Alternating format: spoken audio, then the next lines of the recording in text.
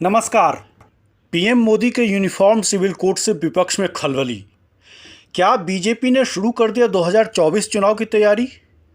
क्या समान नागरिक संहिता से बीजेपी की लोकसभा में 300 से ज़्यादा सीटें आ जाएंगी? ये कुछ सवाल हैं जिससे विपक्षी दलों में खलबली मच गई है।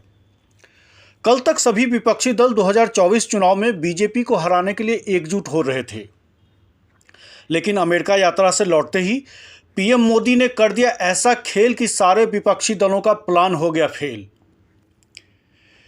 पीएम मोदी को पता है कि चुनाव की पिच कैसे तैयार की जाती है। समान नागरिक संहिता की बात कर मोदी ने 2024 लोकसभा चुनाव की तैयारी की रूपरेखा तय कर दी है।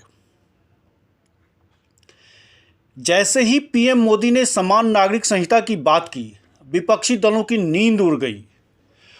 कुछ दिन पहले पटना में तकरीबन सारे विपक्षी दल एक साथ मोदी से लड़ने के लिए तैयार थे। देश की जनता को लग रहा था कि 2024 का चुनाव मजेदार होने वाला है।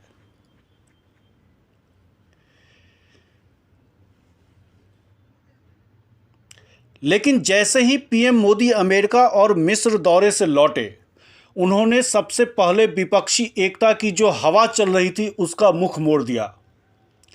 यही तो खास बात है पीएम मोदी में, वह अपने पिच पर बल्लेबाजी करना जानते हैं। ये बाइट सुनिए। कि यूनिफॉर्म सिविल कोड के नाम पर ऐसे लोगों को भड़काने का काम हो रहा है। आप मुझे बताइए, एक घर में परिवार के एक सदस्य के लिए एक कानून हो, परिवार के दूसरे सदस्य के लिए दूसरा कानून हो, तो क्या वो घर चल पाएगा? क्या कभी भी चल पाएगा क्या? फिर ऐसी दोहरी व्यवस्था से देश कैसे चल पाएगा? हमें याद रखना है कि भारत के संविधान में भी नागरिकों के समान अधिकार की बात कही गई है। साथियों, ये लोग हम पर आरोप लगाते हैं, लेकिन सच ये है कि यही लोग मुसलमान करते हैं।